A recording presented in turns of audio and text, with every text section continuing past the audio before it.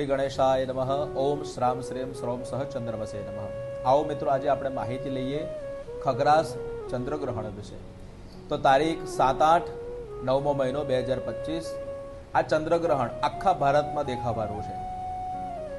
તો આની અમુક માહિતીઓ આપણને ખબર હોવી જોઈએ. તો આવો મિત્રો, આજની આપણે સંપૂર્ણ માહિતી વિશે જાણવાનો પ્રયત્ન કરીએ. તો સૌથી પ્રથમ ગ્રહણ વેદ, એની તારીખ છે 7/9/2025 બપોરના 12:37. ગ્રહણ સ્પર્શ 7/9/2025 રાત્રે 9:57. ગ્રહણ મધ્ય તારીખ 7/9/2025 રાત્રે 11:41. ગ્રહણનો મોક્ષ તારીખ 8/9/2025 રાત્રે 1:27 દેખાશે.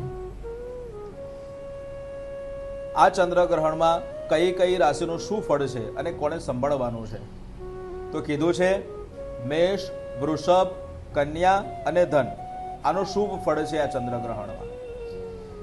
મિથુન, સિંહ, તુલા અને મર્ક, આનું મિશ્ર ફળ બતાવવામાં આવ્યું છે. કર્ક, વૃશ્ચિક, કુંભ અને મીન, અને શુભ ફળ કહેવામાં આવ્યું છે. આગળ આપણે માહિતી લઈએ.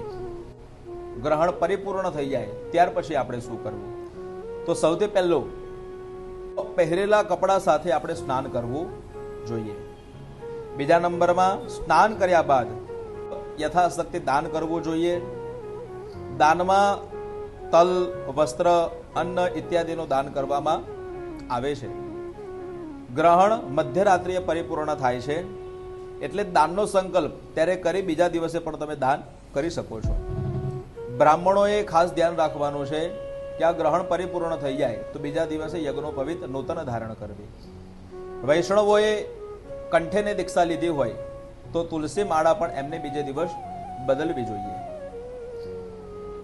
સમગ્ર ઘરમાં ગંગાજળનો છંટકાવ કરી ઘરને, દેવાલયને અને આપણા દેહને શુદ્ધ કરવું જોઈએ. ગ્રહણ પરિપૂર્ણ થયા બાદ ભગવાનના સામે બેસી ભગવાનને પ્રાર્થના કરી લેવાની કે આ ગ્રહણના અંદર અનેક પ્રકારના દોષ લાગ્યા હશે, આ દોષમાંથી મને મુક્ત કરવાનો તમે પ્રયાસ કરજો. જ્યારે આ ગ્રહણ પ્રારંભ થાય ત્યારે ભગવાનના જપ, ભગવાનનું ચિંતન, ભગવાનનું ભજન, ભગવાનનું કીર્તન ઇત્યાદિ આપણે કરવું જોઈએ. જય શ્રી કૃષ્ણ.